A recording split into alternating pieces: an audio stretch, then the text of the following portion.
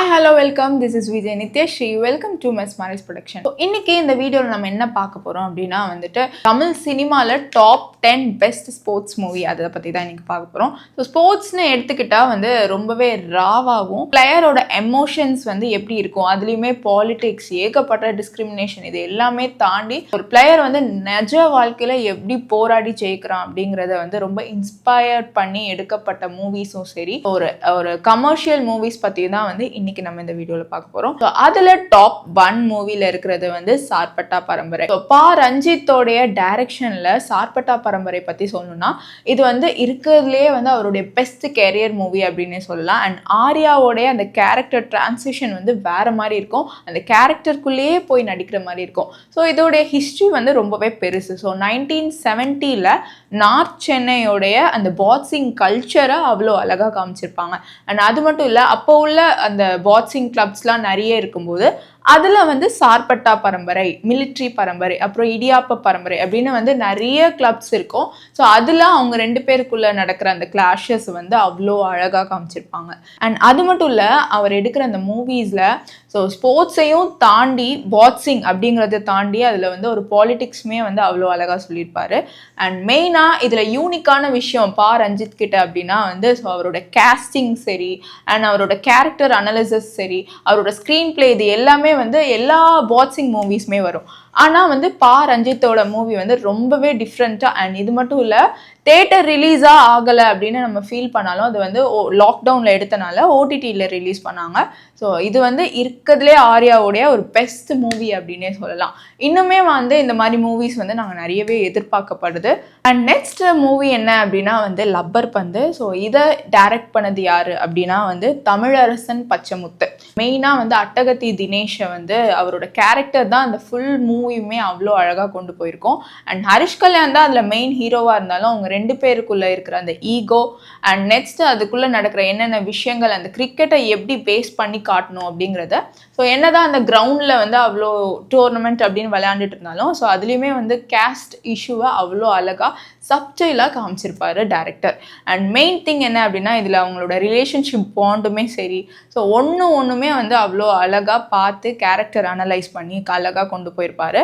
And next நம்ம பார்க்க போகிற மூவி என்ன அப்படின்னா வந்து வள்ளினம். ஸோ இது வந்து 2014ல் வந்து ஒரு அண்டர் ரேட்டட் மூவி. ஸோ இப்போவுமே அந்த மூவி பற்றி சொன்னால் வந்து யாருக்குமே தெரிஞ்சிருக்காது. ஆனால் இது வந்து ஒரு பெஸ்ட் பாஸ்கெட் பால் மூவி அப்படின்னு சொல்லலாம். இது வந்து நகுலோடைய கெரியரே வந்து ரொம்பவே சேஞ்ச் பண்ண மூவி. ஆக்சுவலாக இது வந்து ரொம்ப பெஸ்ட் மூவி. யாருமே இன்னும் பார்க்கலன்னா இப்போவே போயிட்டு பாருங்க. அண்ட் இதோடைய டைரக்டர் அறிவழகன் வந்து இவ்வளோ அழகாக எடுத்திருக்காரு அப்படிங்கிறத இப்போ வர என்னால் நம்ப முடியல. அண்ட் ஒன்று வந்து என்ன அப்படின்னா வந்து இதில் அவ்வளோ அழகாக ஒரு ஸ்டோரி வந்து காமிச்சிருப்பாங்க. எப்படின்னா அதில் அந்த காலேஜில் நடக்கிற கிரிக்கெட் டீமில் வந்து இவர் வந்து ஒரு பாஸ்கெட் பால் பிளேயராக இருந்திருப்பார். ஸோ வந்து இந்த கேம் தான் விளையாடணும், நீ இந்த கேம் தான் விளையாடணும் அப்படின்னு வந்து அதை டிஸ்கிரிமினேட் பண்ணியிருப்பாங்க. ஸோ அப்படிலாம் கிடையாது, ஒரு ஸ்போர்ட்ஸ்னால் வந்து எல்லாத்துக்குமே வந்து இம்பார்ட்டன்ஸ் கொடுக்கணும். ஸோ அப்படிங்கிறத அவ்வளோ தெளிவாக சொல்லியிருப்பாங்க. அண்ட் அது மட்டும் இல்லை, இந்த மூவிக்கு பெஸ்ட் எடிட்டிங் அப்படின்னு சொல்லிட்டு 61st நேஷனல் அவார்டுமே வந்து இந்த மூவிக்காக கொடுத்துருக்காங்க. நெக்ஸ்ட் நம்ம பார்க்க போகிற மூவி என்னன்னா இறுதி சுற்று. சுதா கோங்கரா மேமோடைய ஒரு பெஸ்ட் மூவி அப்படின்னே சொல்லலாம். இந்த மூவியில் வந்து கேரக்டர்ஸும் சரி, ஸ்க்ரீன் பிளே சரி, எல்லாமே அவ்வளோ அழகாக காமிச்சிருப்பாங்க. இது வந்து ஒரு ரியல் ஸ்டோரியா அப்படின்னு கேட்டால் ஸோ வந்து இதுலேயுமே வந்து நிறைய இஷ்யூஸ் நடந்தது. இந்த மாதிரி வந்து ஒரு துளசி அப்படிங்கிற ஒரு கேரக்டரை தான் வச்சு இந்த ஃபுல் டாக்குமெண்ட்ரியுமே வந்து மூவியாக மாற்றினாங்க அப்படின்னு நிறையவே பேசப்பட்டுச்சு. ஆனால் இந்த மூவியோடைய கோர் கான்செப்ட் என்ன அப்படின்னா ஸோ விமன் பாக்ஸிங் சாம்பியன்ஷிப்பில் ஸோ அங்கே அந்த அசோசியேஷனில் நடக்கிற problems and harassment and politics, இது எல்லாத்தையுமே வந்து ரொம்பவே தெளிவாக காமிச்சிருப்பாங்க.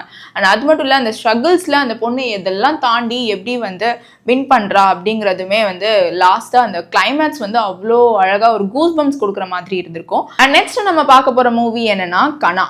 ஸோ இந்த மூவியை டைரக்ட் பண்ணது யார் அப்படின்னா அருண் ராஜ காமராஜ். இந்த மூவியில் வந்து ஒரு வில்லேஜ் கேர்ள் வந்து கிரிக்கெட்க்கு ஆசைப்பட்டு ஸோ அவள் எஜுகேஷனை விட்டாலும் கிரிக்கெட்க்கு எவ்வளோ இம்பார்ட்டன்ஸ் கொடுக்குறா, எல்லா ஸ்ட்ரகிளையும் ஓவர் கம் பண்ணி அவள் எப்படி வின் பண்ணுறா அப்படிங்கிறது தான் வந்து. அண்ட் அது மட்டும் இல்லை, இதில் ஸ்போர்ட்ஸ் மூவியாக இருந்தாலும் அந்த ஃபாதர் டாட்டரோடைய அந்த பாண்டுமே அவ்வளோ அழகாக காமிச்சிருப்பாங்க. அண்ட் அதில் உள்ள ஒவ்வொரு சாங்ஸுமே அவ்வளோ ட்ரெண்டாக போயிட்டு இருந்தது. அண்ட் நெக்ஸ்ட் நம்ம பார்க்க போகிற மூவி என்ன அப்படின்னா வெண்ணிலா கபடி குழு. இது என்ன அப்படின்னா ஃபுல்லுமே வந்து கபடியோடைய கல்ச்சரை வந்து அவ்வளோ அழகாக காமிச்சிருப்பாங்க. அண்ட் இந்த மூவியை டைரக்ட் பண்ணது யார் அப்படின்னா சுசேந்திரன். ஸோ இந்த மூவியில் வந்து மெயின் திங் என்னென்னா அந்த ஒரு டீமாக அவங்க வந்து எப்படி ஒர்க் பண்ணுறாங்க, அதுக்காக எவ்வளோ ஸ்ட்ரகிள்ஸ் ஆகுறாங்க, அந்த டீமை எப்படி வந்து நெக்ஸ்ட் லெவல் கொண்டு போய் விளையாட வைக்கிறாங்க அப்படிங்கிறது தான் அந்த ஹோல் மூவியோட கான்செப்ட்டுமே. அண்ட் நெக்ஸ்ட் நம்ம பார்க்க போகிற மூவி என்ன ஈடி. ஈட்டியோட மூவி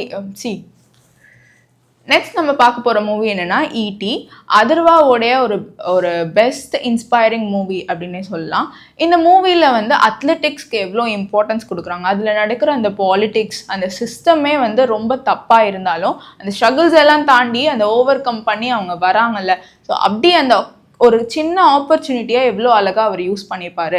அண்ட் அதில் வந்து என்னென்ன பிரச்சனைகள் நடக்குது அப்படிங்கிறத அது எல்லாத்தையுமே வந்து ரொம்ப தெளிவாக காமிச்சிருப்பாங்க. நெக்ஸ்ட் என்ன மூவி அப்படின்னா ஜீவா.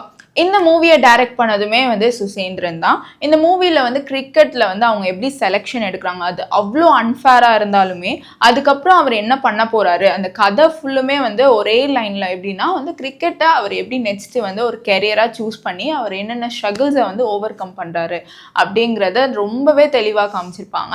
இதே வரிசையில் நெக்ஸ்ட் இருக்கிற மூவி என்ன அப்படின்னா பத்ரி.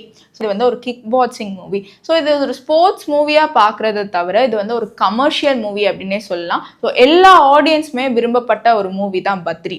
அண்ட் இதில் மெயின் திங் என்ன அப்படின்னா வந்து ஸோ அவர் என்னென்ன ஸ்ட்ரகிள்ஸ், ஹார்ட் ஒர்க் எவ்வளோ போடுறாரு, அதுக்காக எவ்வளோ டெடிகேட் பண்ணுறாரு, ஸோ அதனால் அந்த ஸ்போர்ட்ஸ் வந்து அவருக்கு எப்படிலாம் கை கொடுக்குது அப்படிங்கிறது தான் வந்து அந்த ஹோல் மூவியுமே. அண்ட் நெக்ஸ்ட் மூவி என்ன அப்படின்னா வந்து குமரன் சன் ஆஃப் மகாலட்சுமி. இதுமே வந்து ஒரு கிக் பாக்ஸிங் மூவி தான். ஸோ ஒரு ஸ்போர்ட்ஸ் மூவின்னு எடுத்துக்கிட்டால் அதில் வந்து அந்த bond relationship not only about a lovers, இது வந்து ஒரு அம்மா பையனுக்கான பாண்டுமே அவ்வளோ அழகாக காமிச்சிருப்பாங்க. அண்ட் கிக் பாக்ஸிங் எடுத்துக்கிட்டால் ஸோ அதில் என்னதான் வந்து அவ்வளோ அன்ஃபேராக, ஸோ எவ்வளோ டெடிக்கேட்டடாக வந்தாலும் அந்த பாலிட்டிக்ஸ் அந்த சிஸ்டம் அது எல்லாமே வந்து ஒரு காசு கொடுத்து தான் அப்படி செலக்ட் பண்ணுவாங்கன்ற மாதிரியான ஒரு அசோசியேஷன் இருக்கும்போது ஸோ ஸ்போர்ட்ஸ் வந்து ரொம்பவே கீழே ரொம்பவே டீக்ரேடிங்காக போகுது. அப்படி பார்க்கும்போது ஸோ நம்மக்கிட்ட ஹார்ட் ஒர்க் அண்ட் டெடிக்கேஷன் இருந்தால் கண்டிப்பாக நம்ம எதனாலுமே வந்து சாதிக்கலாம் அப்படின்ற ஒரு இன்ஸ்பைரிங்கான மூவி தான் வந்து இந்த மூவி. அண்ட் ஃபைனலாக நம்ம பார்க்க போகிற மூவி என்னென்னா வந்து வடச்சென்னை. ஸோ வெற்றிமாறன் டைரக்ட் பண்ண வடச்சென்னை வந்து ஒரு ஸ்போர்ட்ஸ் மூவியாக இல்லாட்டாலும் அதில் வந்து ஒரு ஸ்போர்ட்ஸ்க்கு வந்து ஒரு இம்பார்ட்டன்ஸ் கொடுத்துருப்பாங்க. என்னதான் நீ வந்து எஜுகேஷனில் இல்லை, எஜுகேஷனை விட்டாலும் ஒரு ஸ்போர்ட்ஸை நீ சூஸ் பண்ணிட்டேன்னா அதை நீ எப்பவுமே வந்து அதை ஃபுல்லாக நீ கொண்டு போயிட்டு இருந்தேன்னா ஸோ அது லைஃப்பில் கண்டிப்பாக அது வந்து உனக்கு கை கொடுக்கும். ஸோ அதை தான் வந்து அவர் அவ்வளோ அழகாக காமிச்சிருப்பாங்க. ஸோ உங்கள் ஃபேவரட் தமிழ் ஸ்போர்ட்ஸ் மூவி என்ன அப்படிங்கிறத கீழே கமெண்ட் பண்ணுங்கள். என்ன தான் ஹாலிவுட்டில் நிறைய மூவிஸ் வந்து ஒரு மோட்டிவேஷனாக ஒரு இது கொடுத்தாலும் அண்ட் தமிழ் மூவிஸில் வந்து ரொம்ப ராவான எமோஷன் ரியாலிட்டி செக் கொடுக்குற மாதிரியான மூவிஸ் தான் இப்போ வரைக்கும் இருக்குது. அதே மாதிரி தான் உங்களுக்கு பிடிச்ச மூவி என்ன அப்படிங்கிறத கீழே கமெண்ட் பண்ணுங்கள். அண்ட் மறக்காமல் மெஸ்மரைஸ் ப்ரொடக்ஷன் சேனலை சப்ஸ்கிரைப் பண்ணுங்கள். This is Vijay Nithyashree signing off. By.